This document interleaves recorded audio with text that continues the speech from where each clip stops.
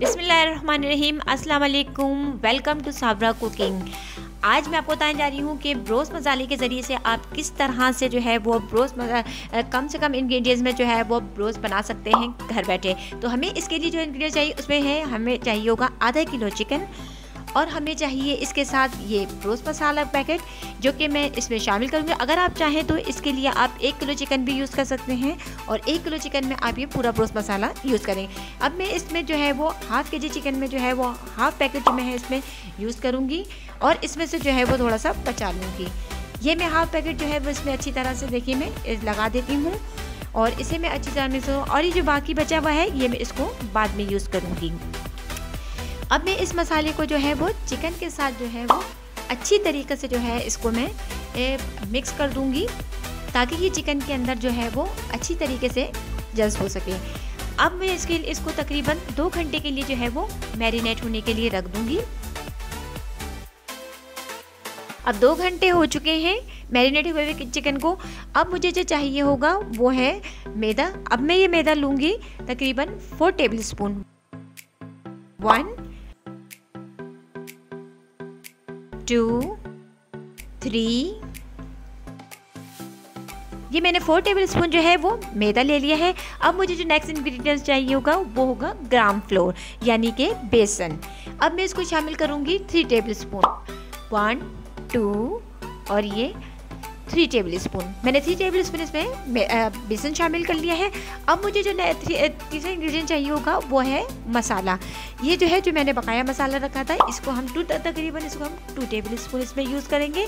अगर चाहे तो अगर आप लोग ज़्यादा स्पाइस पसंद करते हैं तो आप इसको थोड़ा सा ज़्यादा भी यूज़ कर सकते हैं, लेकिन मैंने जो है वो हाफ़ केजी लिया था चिकन तो लिहाजा मैं इसको सिर्फ 2 टेबल स्पून इसमें यूज़ करूँगी। फिर हम इसको जो है इन तीनों चीज़ों को जो है वो अच्छी तरीके से जो हम इसको मिक्स कर लेंगे। अब ये जो चिकन जो है जो मैरिनेट हुआ वो जो मैंने 2 घंटे पहले मैरिनेट होने रखा था, अब मैं इस चिकन के अंदर जो है जो ये पहले 1 अदद जो है मैं इसके अंदर अंडा लूँगी और इसे अच्छी तरीके से जो है वो इसको फेंट लूँगी। फिर इसको जो है मैं इसमें जो हाफ़ केजी चिकन है इसके अंदर मैं इसको शामिल कर दूँगी।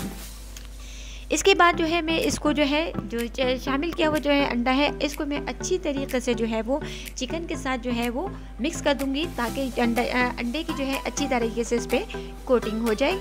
ये देख लीजिए मैंने आपके सामने इसको अच्छी तरीके से जो है वो मिक्स कर दिया है। अब जो मुझे चाहिए हो इसकी जो कोटिंग के लिए जो है वो मैं इसको इस तरह से इसके ऊपर से शामिल कर दूंगी, क्योंकि अगर आप चाहें तो इसको चिकन के जो है वो एक पीस को भी इसके अंदर जो है वो स्टेप बाय स्टेप आप इसको कोटिंग कर सकते हैं, लेकिन मैंने जो है मुझे यूँ ज़्यादा आसान लगा था तो मैं इसी तरह से करती हूँ। तो मैंने इसको जो है इस तरह से इसको कर लिया है।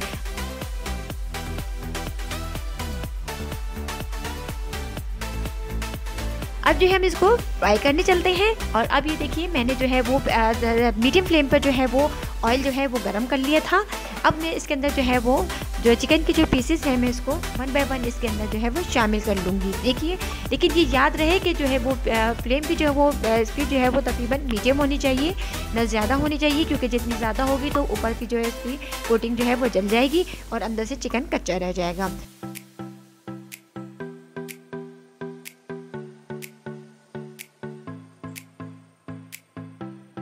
देखिए माशाल्लाह से इसका कलर जो है वो कितना अच्छा गोल्डन ब्राउन आ गया है।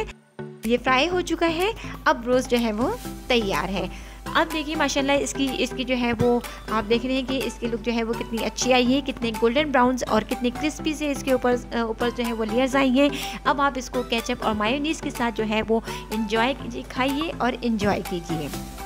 और मेरे चैनल को लाइक और सब्सक्राइब करना ना भूलिएगा और इसके साथ लगे हुए बेल आइकन को ज़रूर प्रेस कर दीजिएगा ताकि मेरी आगे आने वाली वीडियोस का नोटिफिकेशन आपको सबसे पहले मौसूल हो सके। मेरी वीडियो देखने का आपका बहुत शुक्रिया।